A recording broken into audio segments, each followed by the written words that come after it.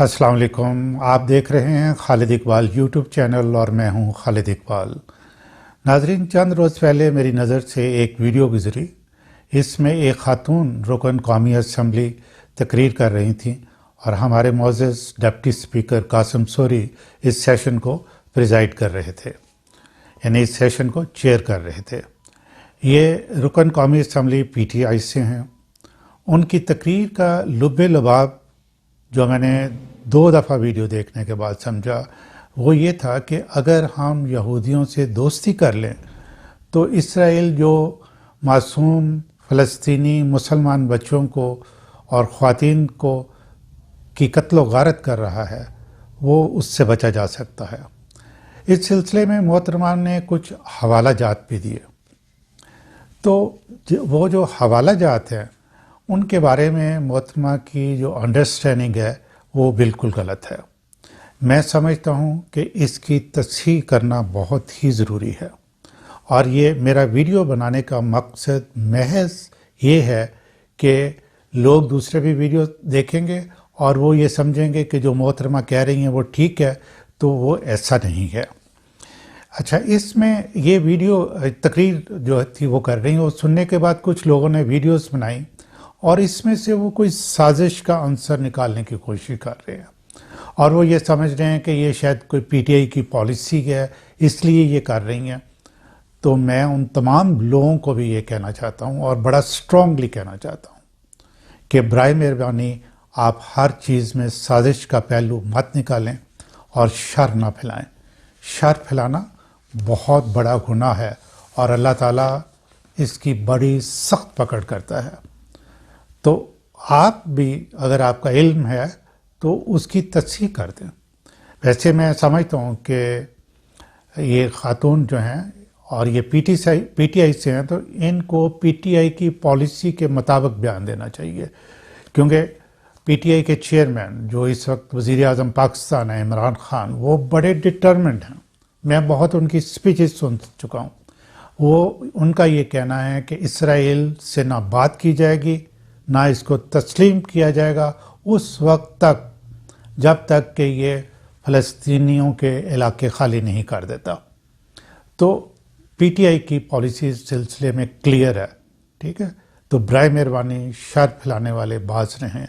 तो ये मैं आप पहले ये वीडियो देख लें, खातून जो है इसके छोटे छोटे क्लिप्स, और बाद में मैं क्लैरिफिकेशन 3 पॉइंट्स की करना चाहता हूँ, वो आपके मैं सामने रखता हूँ। मैंने कुरान से ये सीखा कि मोहम्मद सल्लल्लाहु अलैहि वसल्लम जब नमाज पढ़ रहे थे दौरान, तो अल्लाह ने उनको हुक्म दिया कि अब तुम खाना काबा की तरफ मुंह कर लो। उनका पहले जो मुंह पढ़ रहे थे नमाजें वो जेरूसलम की तरफ थी, यानी कि मस्जिद अक्सा। और मोहम्मद सल्लल्लाहु अलैहि वसल्लम इतने काइंड और इतने दुनिया के बेहतरीन शख्स हैं जो आज तक नहीं है, और हम उनको मेरा ख्याल है समझ नहीं सके और हमने उनको प्रेजेंट भी अच्छे तरीके से नहीं किया, जो बड़ी तकलीफ होती है। हजूर सल्लल्लाहु अलैहि वसल्लम ने जब नमाज सलात शुरू करवाई थी तो सबसे पहले उन्होंने खाना काबा की तरफ किया, लेकिन जब यहूदियों ने बहुत इस तरह किया तो उन यहूदियों को खुश करने के लिए उन्होंने नमाज जो थी जेरूसलम में कर दी, की तरफ मुंह करके करने लगे। और जब ये हुक्म आ गया कि आप अभी आज से मुंह खाना काबा की तरफ कर लें, तो मुझे ये समझ आई है कि सुने रब ने, अल्लाह सुब्हान ताला ने मुसलमानों के दरमियान और यहूदियों के दरमियान ये फैसला उसी कुरान की वर्स में हो गया है। मेरा इल्म थोड़ा होगा, मैंने हिस्ट्री पढ़ी, लेकिन मैं अपने अल्लाह से डर के और अल्लाह की मोहब्बत में ये कह रही हूं कि उसने ये फैसला वही मुसलमानों को आसानी के लिए कर दिया कि जो यहूदी हैं उनका काबा जो होगा वो जेरूसलम है, मस्जिद अक्सा, और मुसलमानों का काबा जो अरब में है। जब हम नमाज पढ़ते हैं मिस्टर स्पीकर, उसमें हम दरूद पढ़ते हैं और दरूद में हम सारी आल को दुआएं देते हैं, आल इब्राहिम के, जिसमें इब्राहिम अलैहिस्सलाम के इसहाक एक जो है इसहाक अलैहिस्सलाम, इस्माइल एक जो है यहूदी का क्लान है और एक क्या कहते हैं क्रिश्चियंस का क्लान है। इस तरह हम सब एक हैं, तो हम नमाज में भी उनको दुआएं देते हैं। और आखिरी बात में कह रहे हैं कि हुजूर सल्लल्लाहु अलैहि वसल्लम भी तो बनी इसराइल से थे। आपने वीडियो देखी, پہلی بات تو یہ کہہ رہی ہیں کہ حضرت محمد صلی اللہ علیہ وسلم بنی اسرائیل میں سے تھے، تو یہ ایسا نہیں ہے، یہ ان کی غلط فہمی ہے۔ میں ان کی نیت پہ شک کرنے کا کوئی حق نہیں رکھتا، ٹھیک ہے، میں یہ سمجھوں گا، اور وہ خاتون خود بھی کہہ رہی ہیں کہ شاید میں اس سلسلے میں کم علم ہوں۔ تو اس طریقے سے ہے کہ حضرت ابراہیم علیہ السلام، ان کے دو بیٹے حضرت اسحاق جو کہ سیدہ سارہ میں سے تھے، اور حضرت اسماعیل جو کہ سیدہ ہاجرہ میں سے تھے۔ پہلے دیکھتے ہیں کہ حضرت اسحاق کے جو بیٹے ہیں وہ حضرت یعقوب، ان کا لقب تھا اسرائیل، اور اسرائیل کے معنی ہے عبداللہ، یعنی اللہ کا بندہ۔ تو ان کے 12 بیٹے تھے، 12 قبیلے بنے۔ بعد میں حضرت یوسف، حضرت موسیٰ، حضرت ہارون، حضرت داؤد، حضرت سلیمان، حضرت یسوع مسیح، وہ انہی کی آل میں سے تھے۔ تو چونکہ حضرت یعقوب کا لقب جو ہے وہ اسرائیل تھا، تو ان کی تمام آل جو ہے وہ بنی اسرائیل کہلائی۔ دوسری طرف جو حضرت ابراہیم کے بیٹے تھے، حضرت اسماعیل علیہ السلام، جن کی کہ والدہ سیدہ ہاجرہ تھیں، حضرت محمد صلی اللہ علیہ وسلم خاتم النبیین ان کی آل میں سے تھے، تو وہ بنی اسرائیل میں سے نہیں تھے، ٹھیک ہے۔ اوپر جا کے اگر دیکھیں تو باقی تو حضرت ابراہیم علیہ السلام سے تو سبھی تھے، لیکن یہ جو کہنا ہے کہ بنی اسرائیل میں سے تھے، یہ بات غلط ہے۔ دوسرا، خاتون نے کہا کہ ہم نماز میں عیسائیوں کے لیے دعا کرتے ہیں، درود میں پڑھتے ہیں، تو ایسا ہرگز نہیں ہے۔ یہاں بھی انہوں نے درود کا معنی اگر سمجھے ہوتے تو وہ خود سے کہتی ہیں یہ ایسا نہیں ہے۔ تو میں آپ کو درود کا جو ترجمہ ہے، اردو ترجمہ، تاکہ ہماری زبان بھی عربی نہیں ہے، تاکہ تمام لوگوں کو یہ سمجھ آ سکے۔ اللہم صلی علی محمد و علی آل محمد کما صلیت علی ابراہیم و علی آل ابراہیم انکا حمید مجید۔ یہ ایک پارٹ ہے، اس میں آپ کو پہلے ایکسپلین کرتا ہوں۔ اس کا جو ترجمہ ہے وہ یہ ہے کہ الہی حضرت محمد پر اور حضرت محمد کی آل پر رحمت بھیج، جس طرح تو نے رحمت بھیجی حضرت ابراہیم پر اور حضرت ابراہیم کی آل پر، بے شک تو تعریف کیا گیا بزرگ ہے۔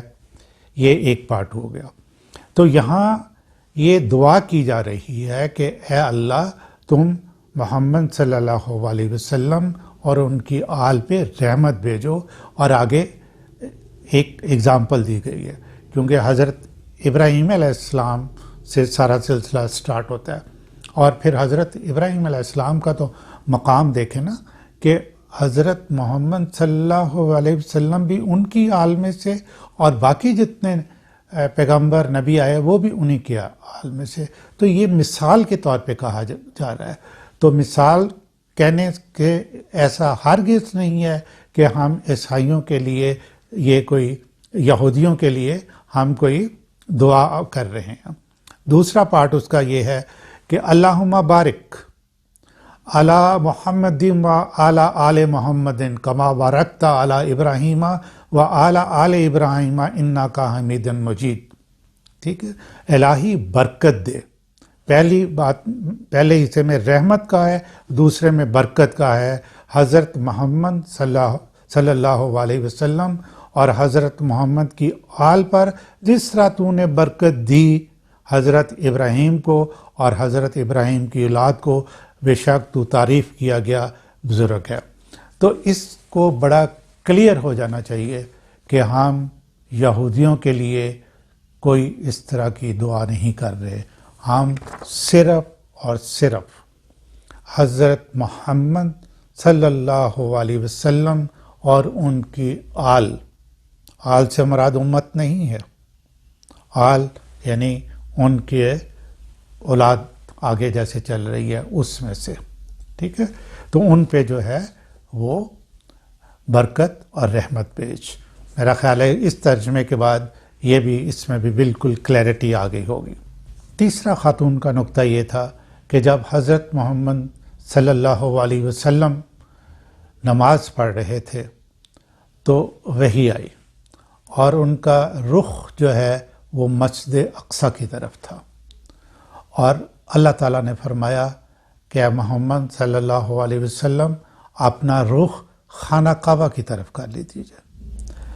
اور جس مسجد میں مدینہ میں وہ نماز پڑھ رہے تھے اس مسجد کا نام اسی وجہ سے مسجد قبلتین پڑ گیا، اس لیے کہ تین کا مطلب ہے دو، کہ انہوں نے اسی جگہ پہ مسجد اقصی کی طرف منہ کر کے نماز پڑھی اور پھر اپنا رخ خانہ کعبہ کی طرف کر کے بھی نماز پڑھی۔ خاتون فرماتی ہیں تو فیصلہ ہو گیا کہ یہودیوں کا قبلہ وہ ہے اور مسلمانوں کا قبلہ یہ ہے، ایسا ہرگز نہیں ہے۔ کیوں کہ جب حضرت محمد صلی اللہ علیہ وسلم دنیا کے اندر تشریف لائے تو اللہ تعالیٰ نے فرما دیا خاتم النبیین ہیں، اس کے بعد کوئی نبی نہیں آئے گا، اور قرآن پاک جو انہوں نے کتاب بھیجی اس کی حفاظت کی ذمہ داری لے لی کہ اس میں کوئی تبدیلی نہیں کر سکے گا، اور اس کتاب کو اپنی آخری کتاب کہا۔ ٹھیک ہے، پہلے ہم تو جو مسلمان ہیں وہ سارے مذاہب جو اللہ کی طرف سے ہیں ان کو مانتے ہیں، لیکن اس کے بعد جب یہ فائنل آیا تو یہ فائنل سب کے لیے ہے، یہ یہودیوں کے لیے بھی ہے، عیسائیوں کے لیے بھی ہے، تمام انسانوں کے لیے۔ تو اب قبلہ صرف ایک ہے اور وہ خانہ کعبہ ہے، یہ کوئی دو قبلے نہیں ہیں کہ یہودیوں کا وہ ہے اور مسلمانوں کو یہ ہے۔ تو یہ بھی بڑی بات کلیئر ہو جانی چاہیے۔ آخر میں اپنے تمام دیکھنے والوں سے پھر ایک دفعہ گزارش کروں گا کہ برائے مہربانی خاتون جو تقریر کر رہی ہیں اس میں کوئی شر کی باتیں نکالنے کی کوشش نہ کریں، وہ محض کم علمی کی وجہ سے ہے، اور پھر نیٹ پہ بہت سا آپ کا مٹیریل ملے گا جو کہ مس گائیڈنگ ہے۔ اس کے لیے آپ کو قرآن پاک ترجمے کے ساتھ سمجھ کے ساتھ پڑھنے کی ضرورت ہے، احادیث کا مطالعہ کرنے کی ضرورت ہے۔ علماء کرام جو سیکٹ سے تعلق نہیں رکھتے، جو کہ پڑھے لکھے سمجھدار ہیں، ان کی محفل میں بیٹھنے کی ضرورت ہے۔ تو یہ جو عام لوگ ویڈیوز بنا کے اس طریقے سے شر پھیلا رہے ہیں، پلیز اس سے باز آ جائیں۔ وما علینا الا البلاغ۔